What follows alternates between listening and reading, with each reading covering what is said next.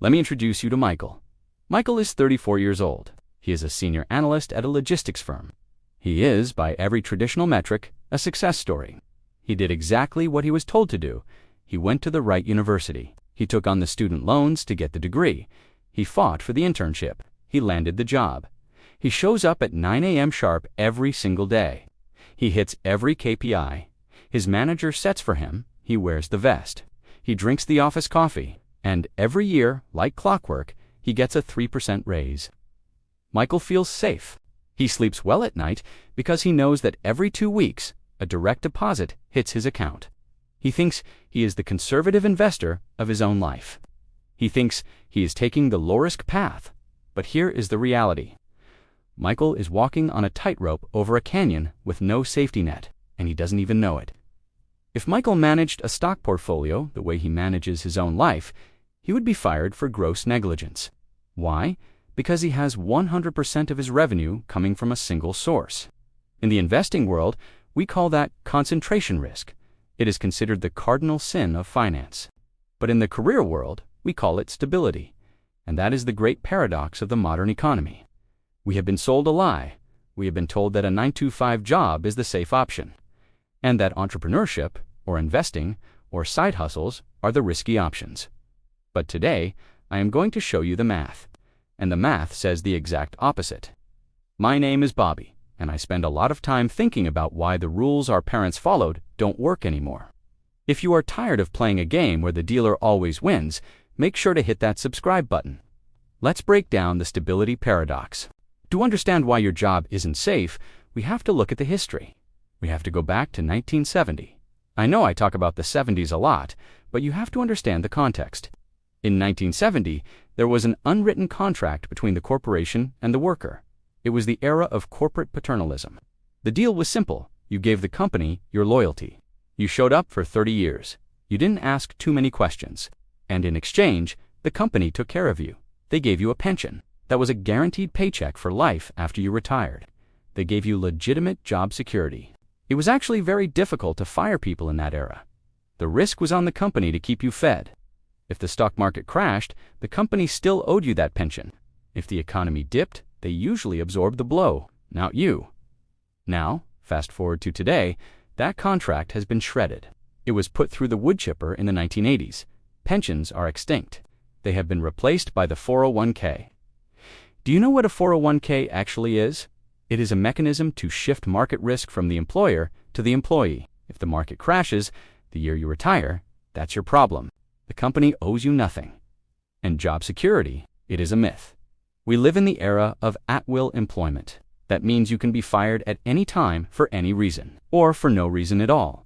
You can be fired because profit margins missed by 0.5%. You can be fired because a consultant from McKinsey said the department was redundant. You can be fired via a Zoom call with 300 other people. Productivity has gone up 60% since 1979, but real wages have grown less than 18%. The mechanism that used to reward loyalty is broken, but we are still operating like it's 1970. We are giving unwavering loyalty to entities that are structurally incapable of loving us back. Now, you might be saying, Bobby, I have a good job. They won't fire me. I am essential. I am a top performer. And maybe you are right. Maybe you won't get fired. But staying is actually where the math gets dangerous. Let's talk about the silent killer. Let's talk about the safe paycheck. And specifically, let's talk about the silent pay cut. Let's look at Michael again. Michael makes $100,000 a year. He feels good about this number.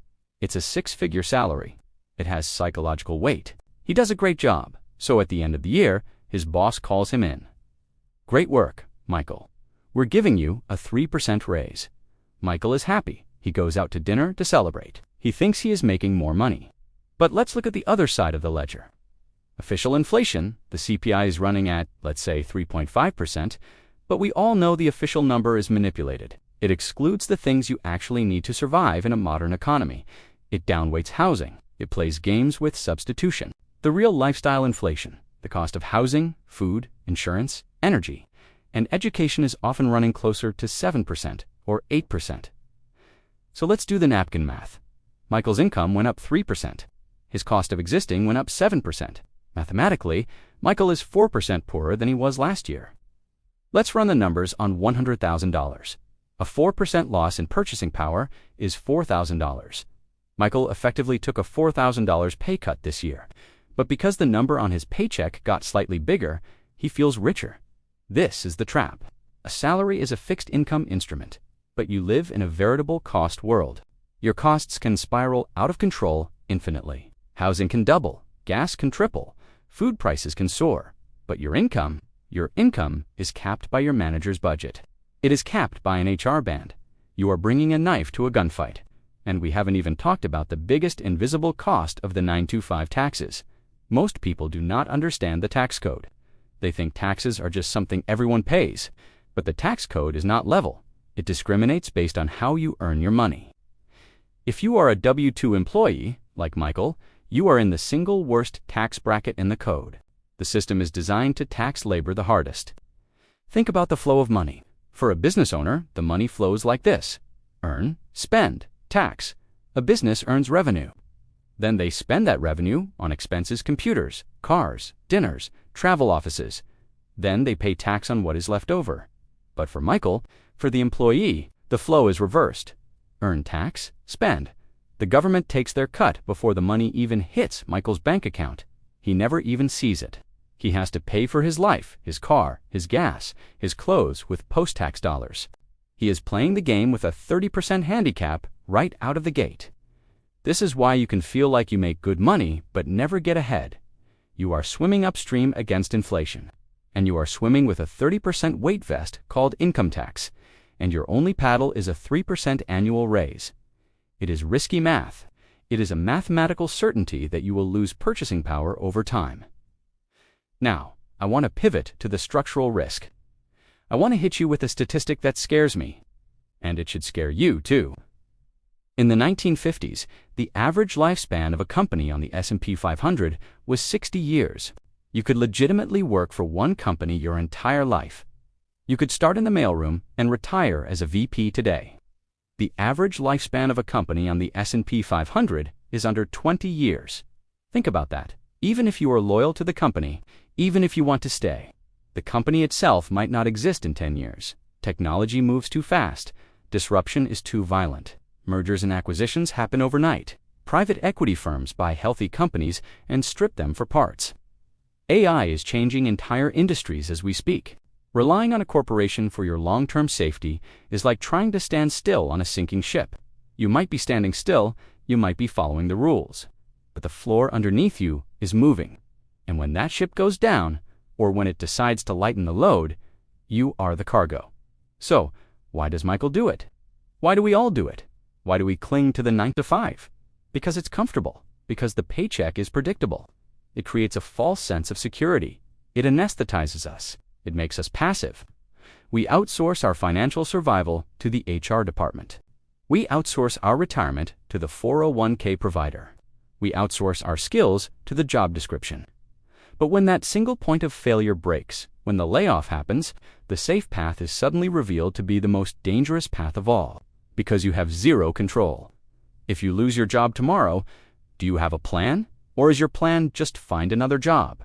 If your plan is just to find another master, you are not free. You are just leasing your survival. So, what is the solution? Do I want you to quit your job tomorrow? Do I want you to walk into your boss's office and flip the table? No, that's reckless. I am not telling you to be reckless. I am telling you to be a mercenary. I want you to change your mindset. I want you to stop acting like an employee and start acting like a business. You need to incorporate yourself mentally. You are Michael Inc. Your employer is not your parent. They are not your family, no matter what they say at the Christmas party. They are your client. They are currently your biggest client. Maybe they are your only client. And any business consultant will tell you that having only one client is a disaster waiting to happen. If that client fires you, your revenue goes to zero. That is a bad business model. So, the strategy is not to abandon the job. The strategy is to use the job to fund your escape.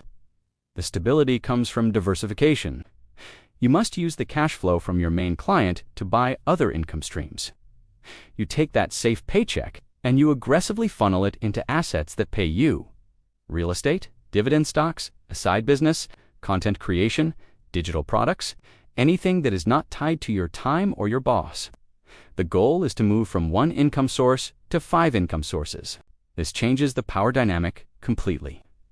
Let's imagine a different Michael. Let's call him Michael 2.0. Michael 2.0 still has the job, but he also has a rental property that pays him $500 a month. He has a portfolio of dividend stocks paying him $200 a month. He has a small consulting gig on the weekends. He has a YouTube channel that makes $100 a month. It's not millions, but it's redundant. Now imagine the boss calls Michael 2.0 into the office. Michael, we have to let you go. Michael 1.0 would have a panic attack. Michael 1.0 would think about his mortgage and spiral into depression. But Michael 2.0, he realizes he can still pay his mortgage without the job. He might have to cut back on sushi. He might have to cancel Netflix, but he will not starve. He will not lose his house. That is what actual stability looks like. Stability isn't a promise from a corporation. Stability is redundancy. It's having backup systems. It's knowing that no single person in a boardroom can decide if your family eats next month. The most risky number in business is one. One income, one skill set, one client. Don't let your life be defined by the number one. The stability paradox is that by trying to avoid risk, we maximize it. We cling to the shore, not realizing the tide is rising. It is time to build your own boat. And look, I know this is hard. I know you are tired after work. I know the last thing you want to do is build a side business or study real estate. It takes sacrifice. It means not watching 3 hours of TV every night. It means saying no to things you want today so you can have things you need tomorrow. But the math is undeniable. If you rely on a salary alone, you are losing the game. You are slowly bleeding out to inflation and taxes. You are betting your entire life on a company that sees you as a line item on a spreadsheet. Take control of the ledger. Become the CEO of your own life, and fire your dependency on a single paycheck. Start small, buy 1 share. Start 1 side hustle, write 1 article. Just do not stay standing on the tightrope, because the wind is picking up. If this video made you look at your job differently, smash that like button. It helps the algorithm show this to more people who are stuck in the trap. And subscribe if you want to build real wealth, not just a career. I'll see you in the next one.